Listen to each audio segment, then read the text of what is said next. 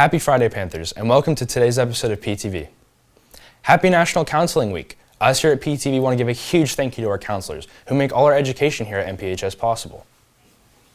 Administration has recently decided that it is now mandatory for students to turn on their cameras unless otherwise told to do so by a teacher.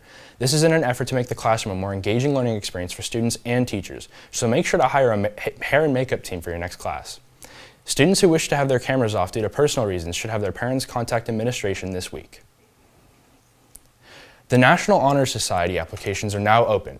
You must be either a sophomore or a junior and carry a GPA of at least 3.0 whilst also serving community service hours. Applications close on March 1st, but don't put it off until the last second. While the television and movie industry continues to produce through COVID-19, Broadway is struggling not being able to perform to a live audience in 2021. Jack got some insight into what the COVID-19 shutdown was like for theater technicians and actors. Theater, and specifically Broadway, is one of the world's most popular mediums of art. A lot of people don't realize how many people it actually takes to put on a large-scale production, on and off the stage, and how the COVID-19 pandemic affected their life. My name is Quentin Mariano. I was the assistant electrician / board op for the Anastasia First National. Probably about 6 months out of college, I got my first touring job with Annie as an assistant electrician. So you've been doing this for a while. It feels it, but it doesn't feel it, if that makes sense. Yeah. People just like Quentin, or Q as he likes to go by in the production world, have been doing this for almost all of their professional lives, and everything for them stopped once COVID-19 surfaced.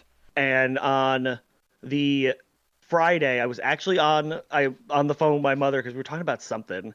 And I was like, we're not getting shut down unless Broadway gets shut down. And then a minute, boom, it was Broadway got shut down, or they canceled the show. They canceled the show for Friday or Thursday.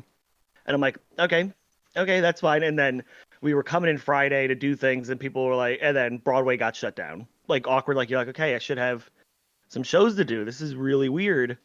And then we loaded out Sunday, and no one knew if we're coming back ever. When could we come back? Within a blink of an eye, hundreds of thousands of jobs were ended just like that.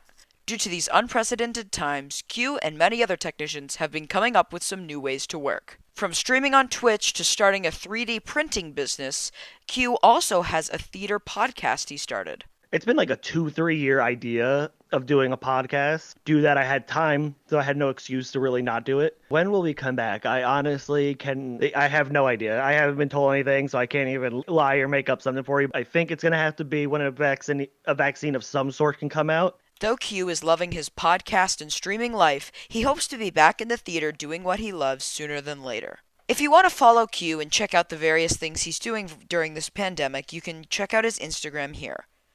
Reporting for PTV, I'm Jack Bernard.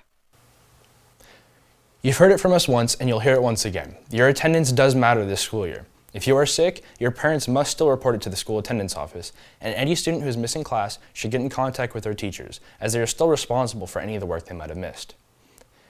Amy looked into a monumental sports game that is happening on their birthday. Over to you, Amy.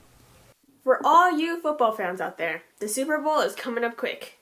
This Sunday, February 7th, which also happens to be my birthday, the Kansas City Chiefs will be facing the Tampa Bay Buccaneers in the Raymond James Stadium in Tampa, Florida. The kickoff happens at 6:30 p.m. EST, or for us PST folk, that's 3:30 p.m. A big part of the Super Bowl is always the halftime show, this year featuring The Weeknd, who will take the stage at approximately 5:30 p.m. With a year indoors, watch the game through CBS and live streamed on the CBS All Access app. Since everything is online these days, producers of the big game are making sure everyone has the best viewing pleasure, with lots of remote technology as well as 26 LED walls surrounding the fields in the first 10 rows of seats. Good luck to both teams. I'll be celebrating my 18th. Back to you in the studio, Michael. Unfortunately, we also bear some somber news on today's broadcast. Jack Fry, a student here at MPHS, passed away into sleep after a long-fought battle against Hunter syndrome on January 28th. Please keep his family in your thoughts and prayers. Well, Panthers, that's all I have for you today. Thank you for watching. Stay safe out there and have a great weekend.